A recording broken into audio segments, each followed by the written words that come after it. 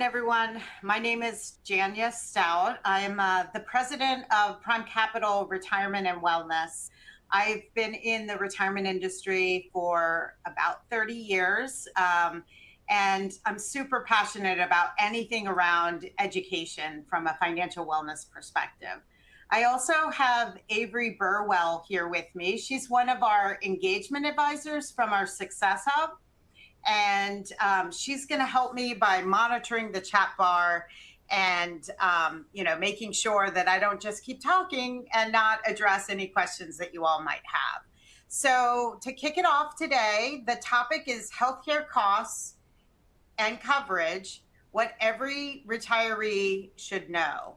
I am going to do a little kind of spoiler alert. I will tell you that even though I love doing education around financial wellness, whenever it comes to a topic that might seem depressing at the end. So I just want you all to know I'm going to share a lot of details. And then hopefully at the end, I'm going to give you a couple of kind of points and action items that maybe you can take if you haven't taken them already. So just bear with me on that. So today we're going to cover really four big parts around healthcare planning in retirement. So I'm going to cover what will it cost, and I wish I had the magic number or magic crystal ball that I could tell you exactly what it will cost, but I'm going to give you some good ballparks from some very credible sources. I'm going to talk about what drives those costs, like what are the key risk factors? How do you pay for it, right? So you're going to have some healthcare expense, but you're also, oh, I'm sorry. I feel like I can hear an echo, and I just want to make sure I'm okay. Does everything sound okay? If anyone wants to go in the chat bar and stop me if there's a buzzing noise. I guess not. Okay, perfect. I don't think it's with people starting and stopping. It shouldn't stop your video when people join. So hopefully it's just a Wi-Fi thing and it'll get better soon. Anyway, how do you pay for it? So what is your funding strategy, right? We're going to have some healthcare costs in retirement, and we need to know what buckets of money do we use to pay for that.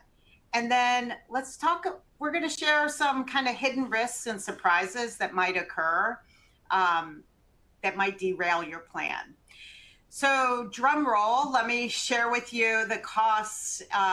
What will it cost? And as you see, I actually had like 7 different studies I could have shared with you all, but I took kind of 3 that gave, a good broad range of, covered a bunch of data. So Fidelity, of course, and I've used this stat from Fidelity for years. What's kind of depressing is Fidelity used to use the stat of 250,000. So this goes back like 10 years ago when I used to do a presentation around this. I would say a couple that's retiring at age 65, back in the day, it was 250,000 would be needed to cover healthcare expenses. Now it's 315,000. You can see HealthView services. Theirs was more comprehensive, and it includes healthcare inflation. So they're anticipating from somebody today that retires at 65, what their costs would be throughout like their retirement years.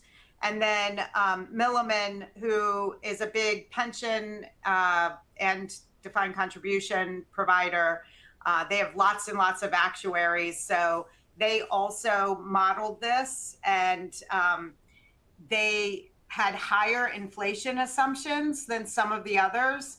And they came out with a number of 500,000. So I don't know if anybody has, fell off of their seat from this stat, but don't worry. We're going to talk about there are ways that you can combat this expense in retirement, and hopefully it won't sound so dooming to you. So let's talk about, so some of you might have been sitting there saying, what do you mean this is going to cost $300,000, $500,000? Lots of people we meet with, we do thousands of one-on-one financial coaching sessions. And, a lot of working America does not have that even saved. So it's kind of a head scratcher where you're like, oh my gosh, if healthcare is going to cost 300 grand, I what am I going to do? And how in the world is healthcare going to cost this much? There's some myths around what Medicare will cover. Now, some of you may be, you know, in your pre-retirement age years, so, or you might already be, taking advantage of Medicare because people are working longer and retiring older. So you may be dialing in to hear this as you're already in it. But if you're not in it yet or close to it, I think it is a shock that people don't realize how much healthcare is going to cost. And here's some of the hidden costs of healthcare. A big one, and I know of this personally, unfortunately, my mother passed away from dementia. And the 8 years leading up to her passing, we definitely saw, an increased need for caregiving, not only by the family, but even outside caregivers. And my mom was young. Relatively young. She was 75 when she passed. So this started in her 60s. And, it created additional costs that I don't think any of our family had anticipated. Another one, home modifications. And again, I have a personal story with this, stair lifts. So my mother had to get a stair lift put into the house because she was also having a hard time walking towards the end. And what's unfortunate, I don't know if anyone online right now has ever been involved in getting a stair lift, but they are super expensive.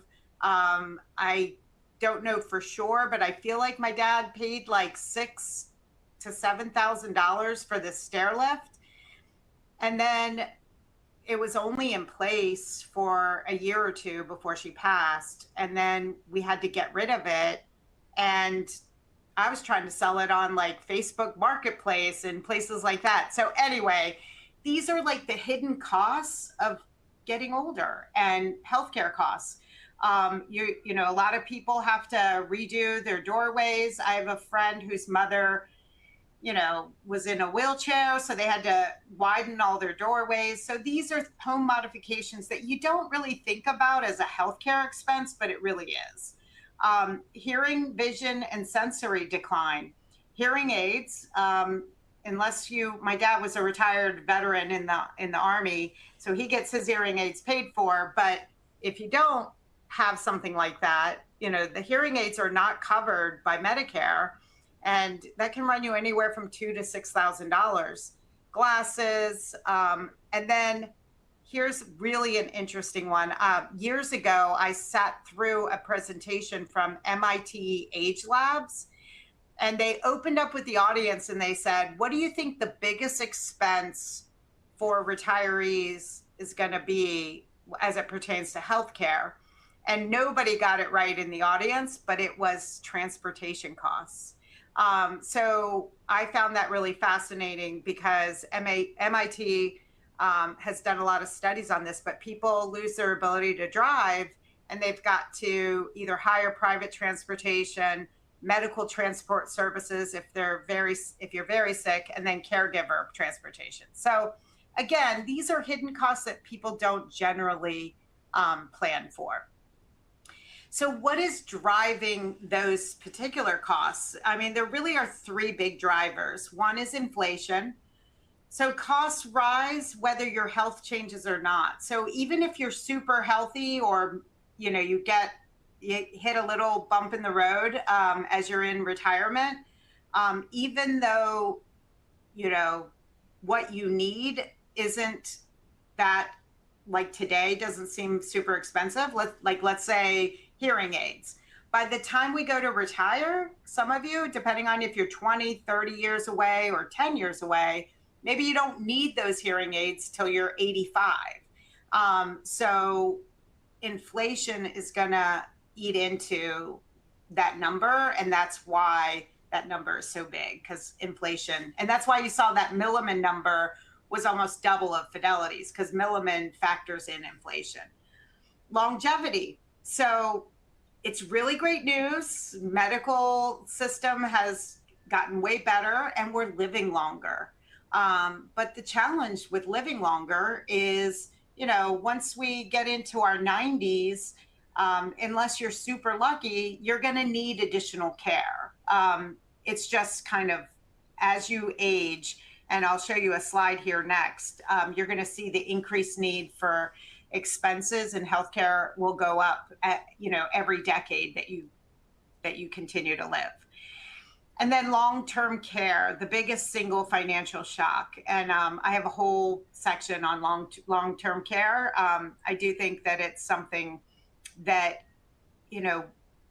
if you haven't planned for it, it can really sneak up on you and could really take a big bite out of your savings.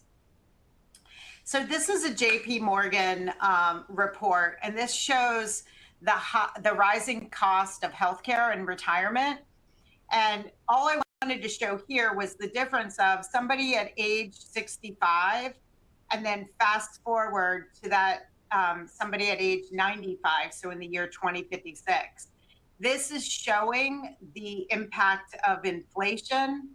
And, today, the cost, whether it's the Medicare cost, and I know we're going to get into Medicare a little bit here, but Part B premiums, Part D, out-of-pocket expense, Medigap plan, today it's $627 a month per person needed to cover all those plans.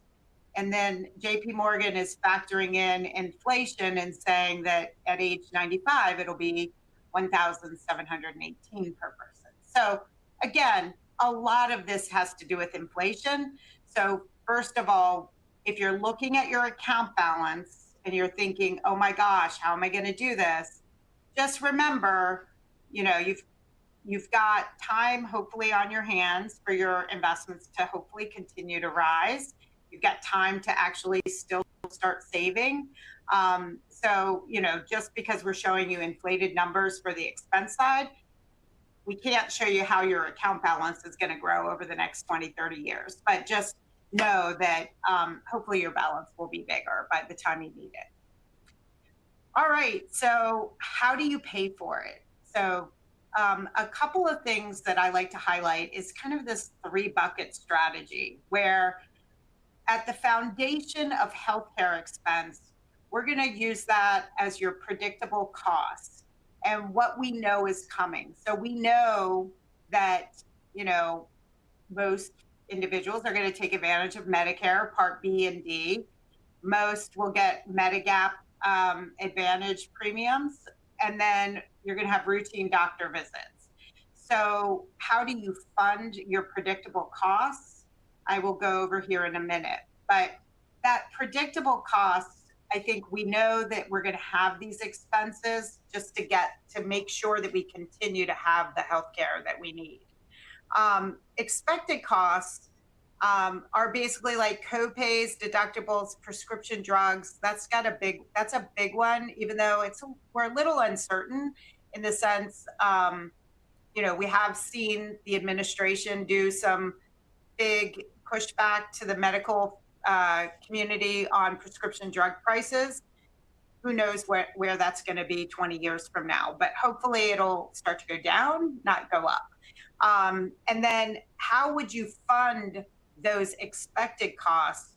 That's where I'm going to introduce, if you have a health savings account, whether you're employed now and your employer offers you an HSA or a health savings account, and portfolio withdrawals. So as you start to withdraw from your account balance, that's how you'll pay for those expected costs. And then bucket number 3 is the shock costs. And that's really anything that means that you need extended home health care. You need a caregiver, or you need to go away to a caregiving facility. do you have the money to cover that? And ideally, you want to either have long-term care insurance or create a bucket of money that's dedicated to that asset, to that expense. And then the third thing is just kind of contingency planning. So 70% will need long-term care, and nursing homes range anywhere from 60 to 200,000 a year. Probably even higher. It depends where you want to go. So let's talk about that predictable cost. So we know that Medicare is something you become eligible 3 months before or 3 months after you turn age 65. You don't want to miss those deadlines because there can be penalties. Medicare is federal health insurance for individuals over 65, or also individuals with certain disabilities. These on the right-hand side, you can see all the different parts. I'm just going to tell you right now, Medicare can be complicated. We do conduct multiple webinars a year just on Medicare. We have specialists on our team that just are really good at Medicare. So this presentation isn't to go into the weeds about Medicare, but it's an important topic to bring up because Medicare will cover some of your healthcare needs when you hit retirement. All right, how else do you fund those predictable costs? So Social Security. So one thing that's nice about Social Security is there is a COLA increase, so there is a cost of living adjustment. So if you think about that your healthcare expenses because of inflation might go up, if you kind of align your Social Security payment to help offset healthcare, it kind of will float together. So that's one reason why it's a good bucket to pull from, is to take Social Security to help pay for your medical benefit, healthcare needs. You can see here that the average Social Security benefit was $1,900 a month per person, and for standard Part B premium, it's about $175 a month. So a significant portion of individual Social Security usually goes to pay for their Medicare premiums. And then the last thing that I want to talk about is expected costs. So these are your co-pays and things of that nature. I don't know how many of you, if you all can answer in the chat bar, how many people have a HSA at your employer? So in order to have an HSA, you have to be participating in a high deductible plan. But just curious if anybody here has an HSA. You can answer in the chat log. That would be great. And I can't see the answers, but can you, Avery? No, I don't know if anyone's submitted one yet. Oh, there's one. All right. Oh, lots. Thank you, everyone.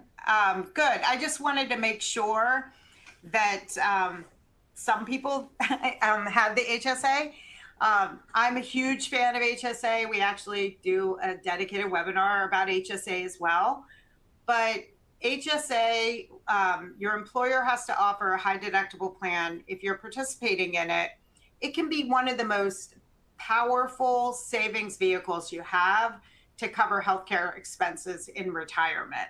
And I've already seen some people in the chat say yes, and I don't touch it, which is 2 thumbs up for you.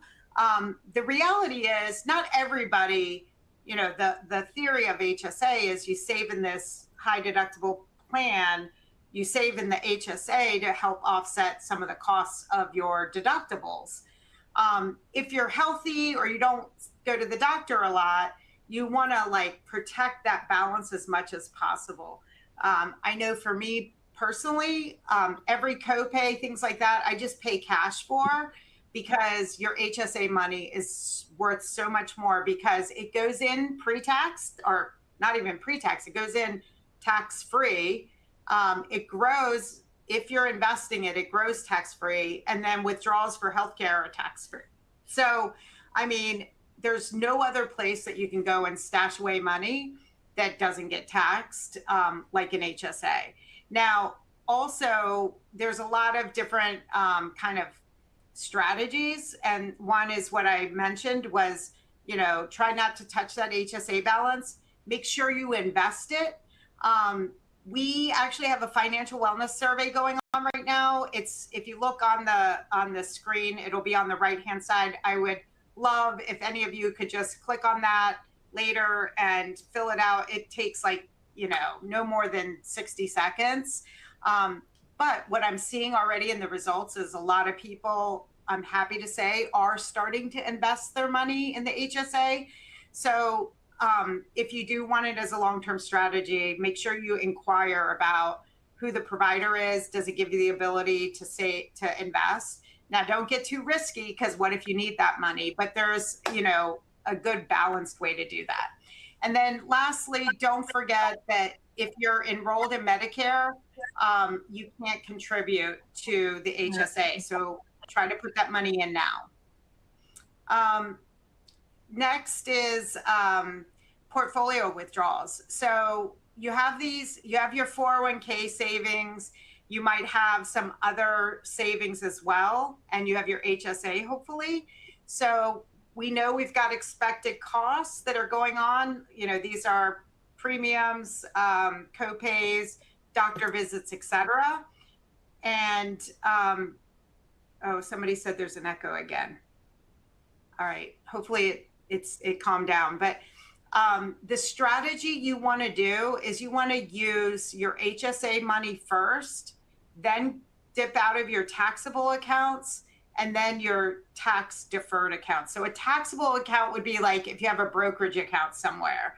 And that way or a Roth IRA or something like that, where you can take that money out without being taxed.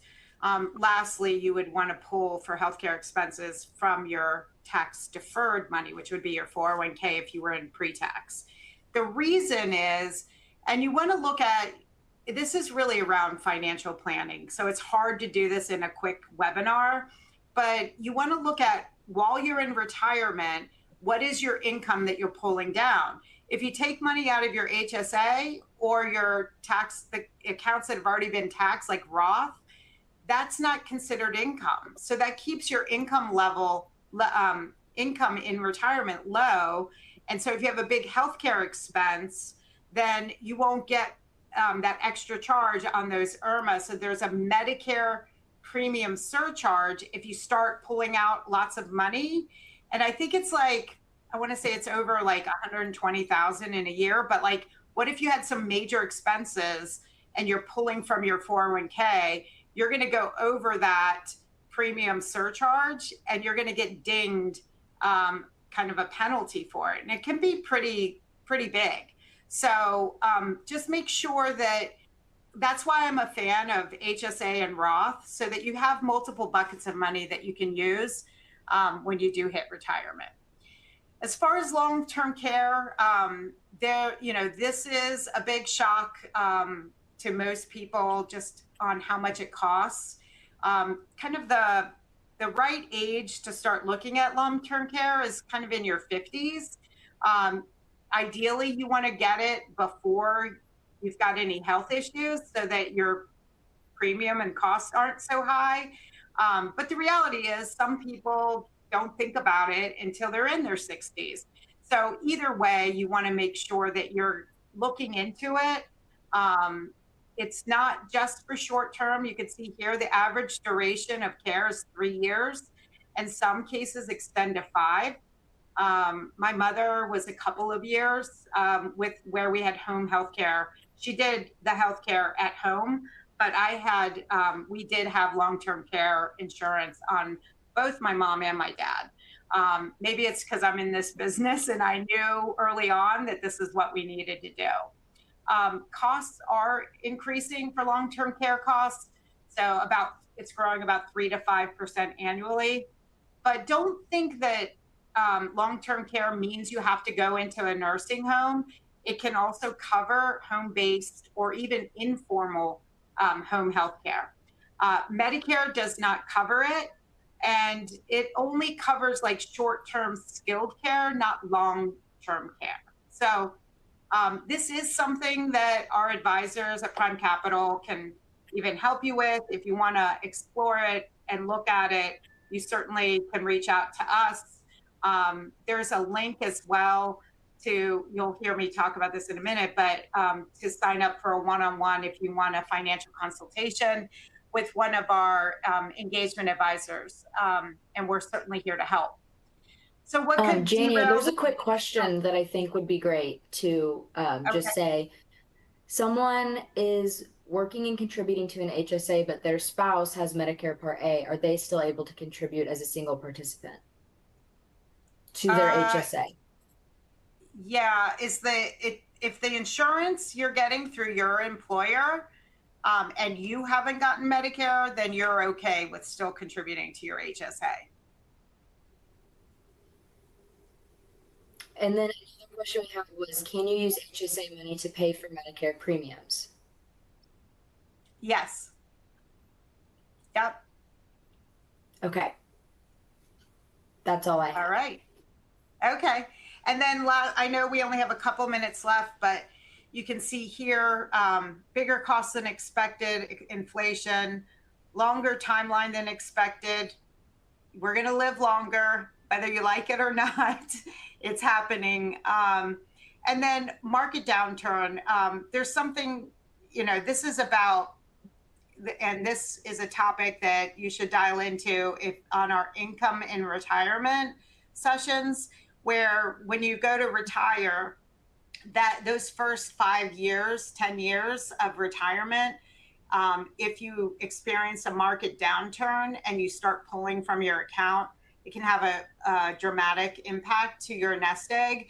So it's all, and unfortunately, there's nothing you can do about it except for if you do go to retire in a market downturn, to really be thoughtful of what assets, what bucket of money you're pulling money from to help fund whatever you need funded. So again, a lot of these things are out of our control, and there's nothing that like you can even do about it because